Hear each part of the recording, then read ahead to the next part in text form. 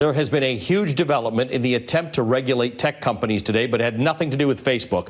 President Trump signed a bill that targets websites and tech companies that enable sex trafficking here in the United States, in particular the trafficking of minors. The law is designed to allow state prosecutors and victims to sue social media networks and online advertisers who knowingly keep trafficking material on their sites. Now, before, those companies were protected because the material was posted by a third party. This law changes that protection. Today's signing was a huge victory for many of the women and families who've been fighting for years to stop sex trafficking online. At one point, one of the women involved in the event broke out into a little dance. Another woman who lost her 16-year-old daughter to trafficking became emotional as she shared her story. It means so much to our family to lose your child who has been trafficked, which is modern-day slavery in our country. And the law has already had an impact. Even before it was signed, it led to the shutdown of Backpage.com. Backpage was an online marketplace where you can sell things like old clothes or couch, but it was also a big destination for human trafficking and prostitution.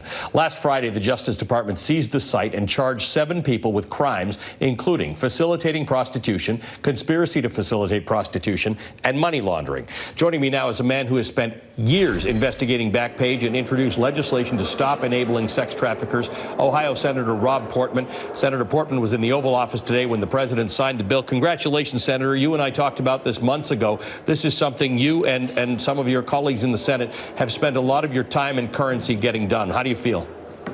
Ali, it feels good because it's a victory, as you say, for the victims and for the survivors of trafficking. And I thank you for following the story. And when we first started on this a few years ago, as you recall, we were told there was very little chance that we could be successful, primarily because the tech companies, for the most part, were opposed. I believe they were opposed because they thought that this was much more broad-reaching than it actually is. It's a very narrowly crafted statute. It deals with sex trafficking only. And it has a standard of knowing. In other words, you have to be knowingly involved, supporting, engaging in sex trafficking. But it's had an enormous impact already, as you said. There are websites that have shut down. We think actually more than 2/3 of the trafficking websites have actually gone offline now. And it's because they're worried about the lawsuits, not just from the local prosecutors and state attorneys general who can now sue them for the first time, but also because of the victims' ability to have their day in court.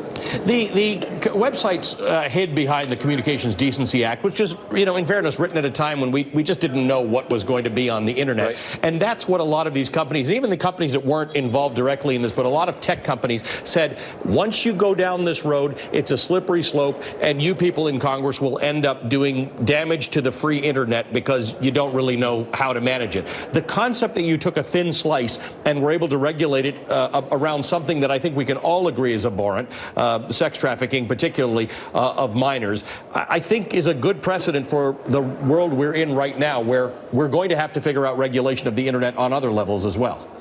I think you're absolutely right. And as you know, because you follow this story, the reason that we got engaged in this several years ago was because we were hearing increasingly back home that trafficking was increasing. So here we are in this country, in this century, seeing more sex trafficking than ever. Why? Well, the experts all agreed that it was because of the online presence, the ruthless efficiency of online trafficking of women and children. And so we had to go here because this is where the problem was. And we'll see what happens, but my view is that, this will stem some of the increase, of course, but also actually save future generations of, women and girls and boys from being trafficked. And it does it in a way I think that's very sensible. Now, with regard to the concern about the internet freedom, I share that concern. In fact, we keep in our legislation a Good Samaritan provision. If you're on a site, trying to clean up your site, trying to edit your site to help deal with this issue, you are totally protected with a Good Samaritan provision. There's a safe harbor for you.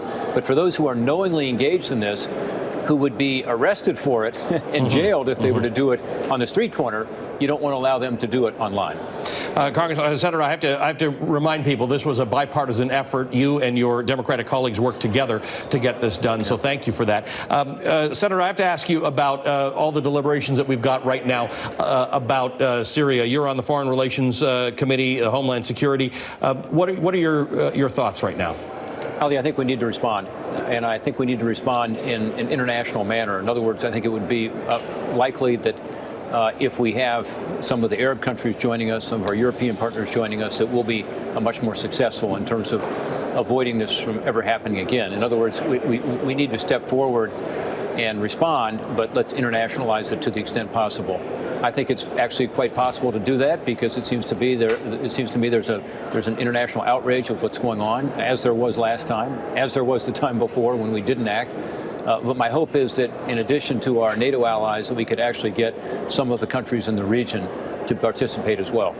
Senator, you come from Ohio, where you've given up many young people in the various wars that we've had over the years. There's a lot of difficulty and fatigue that Americans have with wars. Are you concerned that it's hard to get out of these things? This sounds like the kind of thing that might be easy to do, but, you know, a year ago we tried something and it didn't seem to dissuade Bashar Assad.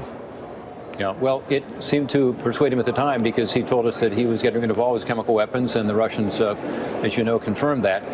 It didn't happen. So I think what we need to do is once again send a strong statement, not just from America again. It needs to be an international statement. And I agree with you, Ali. There is a certain weariness about war.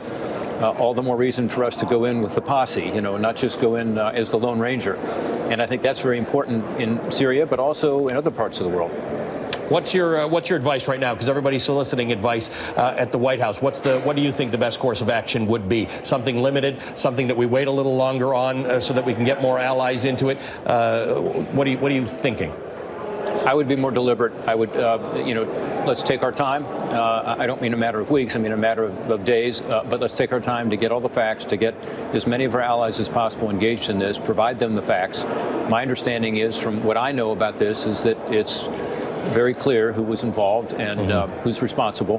But let's do it right. And I think it can be relatively limited to the extent possible. If we could target, as we did last time, the perpetrators, that would make sense as well. Senator, thanks for joining me. And again, we're talking about an important topic, but I want to remind people of the success of the work that you and your fellow senators did in getting this bill that was signed by President Trump today to get sex trafficking off of the internet to the extent that it is possible to do so. So thank you for that, Senator Rob Portman. Thanks, always good to talk to you. Senator Rob Portman.